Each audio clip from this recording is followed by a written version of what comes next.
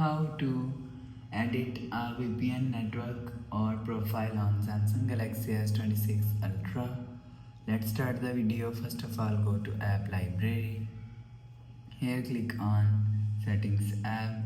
Now in Setting, scroll down and you will see first option is Connections. Click on Connections. After click on Connections, scroll down and click on More Connection Settings. After click on More Connection Settings, click on VPN. If you want to edit a VPN network profile, click on this settings icon.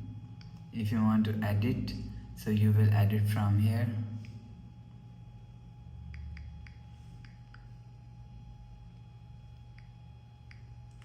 And you will add from here.